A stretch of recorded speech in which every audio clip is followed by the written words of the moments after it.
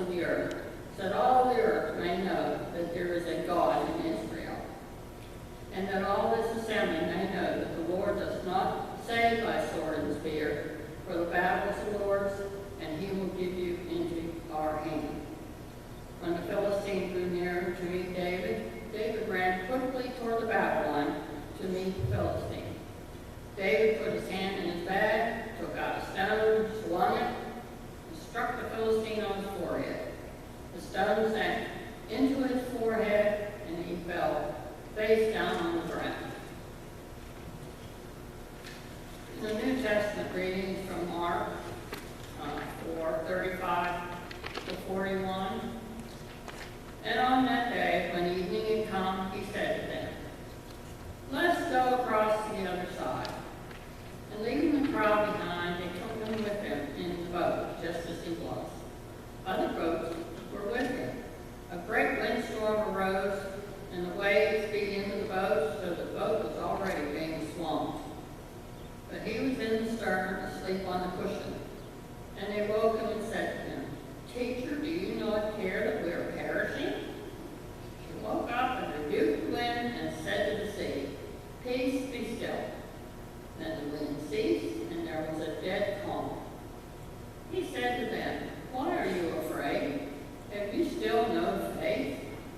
And they were filled with great awe, and said to one another, "Who then is this, that even the wind and the sea obey?" May God bless the reading of this scripture. Thank you, Fred.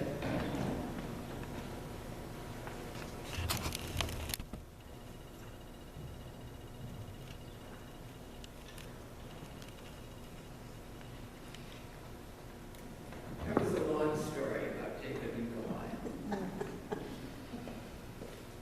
I keep thinking about Bible school every time I hear that story. Anyway, so here's the sermon. We're going to start. I have a question for you. Do any of you remember these words? Wax on, wax off. It's from the 1984 movie, The Karate Kid.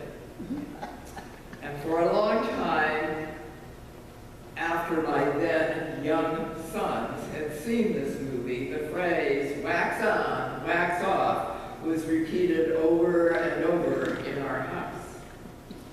Now, in case you don't remember, this is a story about a teenage boy who had been uprooted from his childhood home and abruptly moved to California.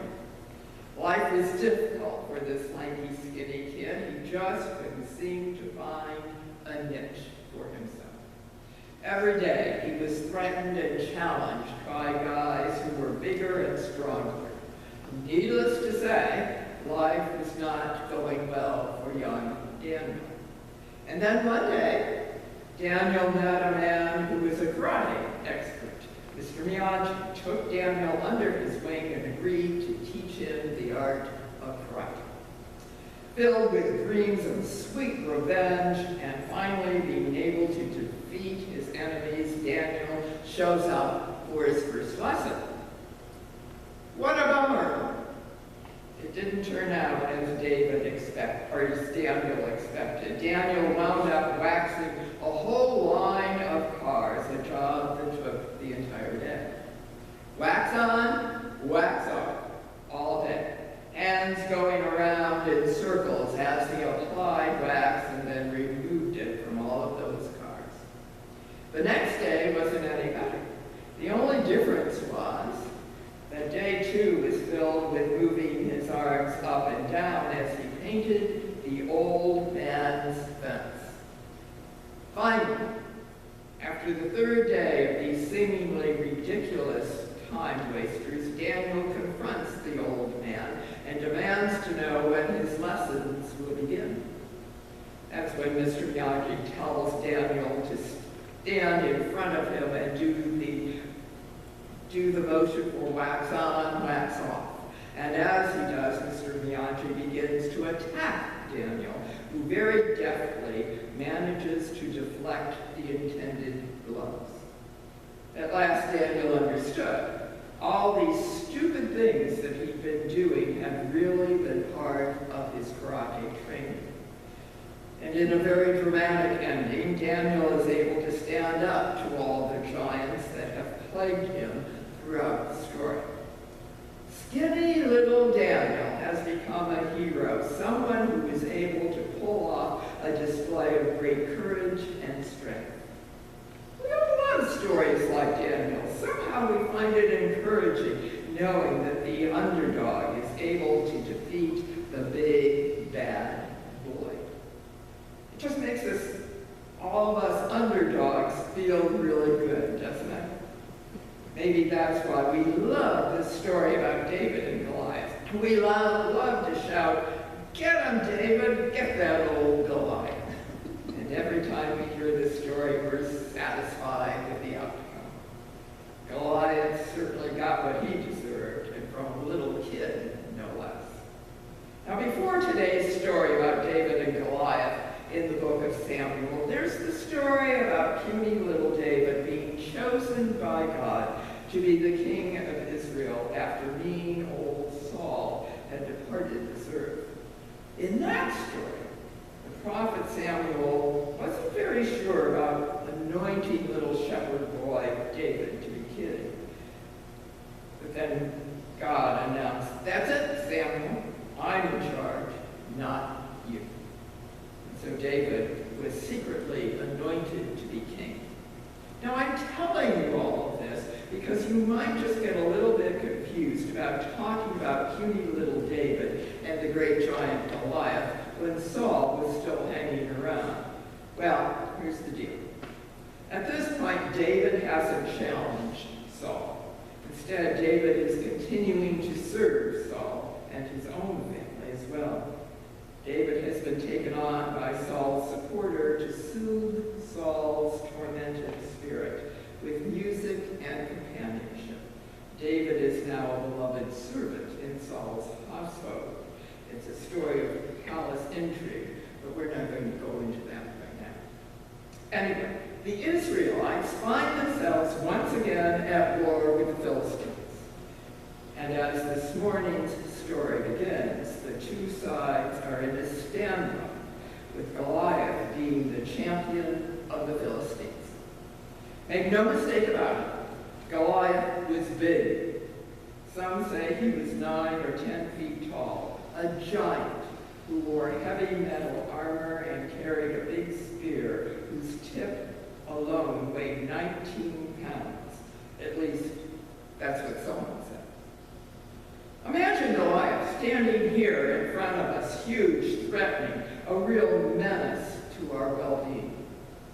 No wonder the poor Israelites were shaking in their sandals. This was no picnic they were on. Every day, Goliath would show up with his big booming voice, the ground shaking with every step the giant took. And every day, the threat would be the same. Send someone over here to fight me, you guys. Tell you what, you puny little Israelites, if your guy gets me, then us Philistines will lose. But if I knock off your guy, which, let's face it, is more than likely, then every last one of you will be slaves. Is it any wonder that after 40 days of this stuff, the Israelites were at their wits' end? Who was going to be stupid enough to take Goliath up on his offer? The prospects were very promising. The two armies were at a standstill. The situation had been going on for so long that it almost had become routine. So routine that Jesse, who had 3 sons in the Israelite army, decided to send his youngest son, David, to the battlefield in order to deliver some bread and cheese to his brothers and to make sure that everything was okay. David, the skinny, puny little boy, was more than happy to help out. It was his chance to check out what was going on between the Israelites and the Philistines. Finally, David thought to himself, I'm going to see some real action for a change. And David was thrilled with what he saw. He arrived just about the time Goliath began his tirade. with all the Israelite soldiers, including his brothers, they were all frozen in fright. Little David couldn't understand what all the fuss was about.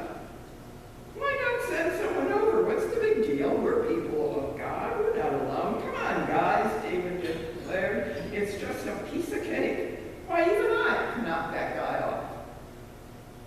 And so after some fast talking, David convinces King Saul that Goliath can be defeated. It's almost comical the way Saul tries to protect little David with his heavy armor, but David knows it won't help one bit. So David takes off the suit of armor and finds himself 5 smooth stones. Here's the familiar picture. Big, bad hulk of a giant Goliath, who is wielding an enormous sword as if it's a toothpick, and David, who is walking out to meet Goliath with 5 little stones, his walking stick, and a slingshot. He's all alone, unprotected. Yet David was convinced that he could do the job. After all, David reasoned Goliath was so big, such a huge target, that he just couldn't miss. And David didn't miss. As a matter of fact, the stone flew out of the slingshot and hit old Goliath right between the eyes, and the giant went down deader than a doornail. Our hero, the little shepherd boy David, saved the day in the lives of the entire Israelite army. And so ended another story of greatness. Another bully was taken care of. Or so it seemed. But David, in his wisdom, knows that he was not alone when he defeated Goliath. This isn't the story of a little boy becoming a hero. This is the story of God's overwhelming power. David had courage, cunning, and faith. He had enough faith to know that God would not desert him. David knew that he had all he needed to protect him. David knew that God was with him that day. This is more than a story of another underdog defeating a bully. This is a story about God's greatness and goodness. It's a story that tells us we are not alone. We don't have to face our bullies, our fears, our challenges by ourselves. Sadly for us, when we feel ourselves confronted by fears that threaten to grip us so tightly that we can't move, when we get ourselves caught up in something that we can't handle, whether it's illness or death, job loss, financial difficulties, marital and family stress, we forget that God is still here. Instead, we may find ourselves shouting, "Where are you, God? Are you asleep? Don't you see me staggering under this weight of this giant? Where's the slingshot, God? How about a little help here? How about a little help here, Jesus? We're going under and we're sinking. Wake up, Jesus." The disciples were all shouting at once, scared by the fierce storm that was blowing all around them up there on the Sea of Galilee one night. "We're all alone, Jesus. Do something. Take care of this for us. Make it go away." Finally, after what must have seemed like an eternity, Jesus spoke up. "What's all the fuss about, guys? It's just a little storm. You've been through these before." But this time, Jesus could tell the disciples were so frightened they could no longer function. They were about to lose it. So Jesus stood up and told the wind to quit roaring. "Stop," he said. "Quit blowing so hard. Settle down."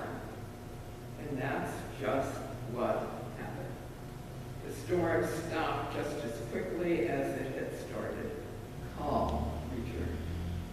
The raging wind became a gentle evening breeze, and the crashing waves turned into small ripples.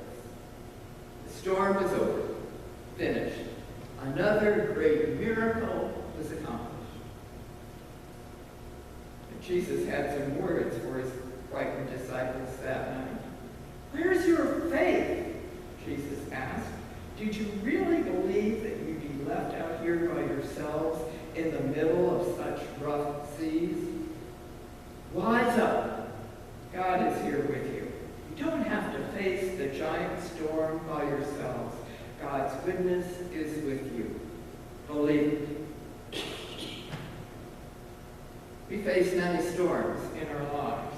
Sometimes our storms seem as though they will capsize the shaky boats we're trying so desperately to sail.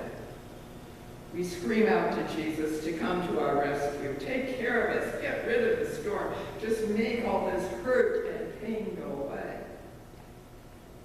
But maybe that's not the point Jesus was trying to make that night in the boat. Maybe Jesus wasn't as concerned with making everything okay as he was in helping the disciples understand that there will always be storms in life.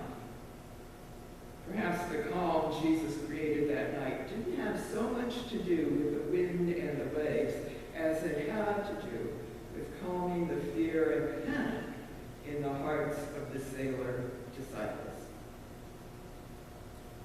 It might have been that the storm didn't change as much as did the disciples' courage to get through it.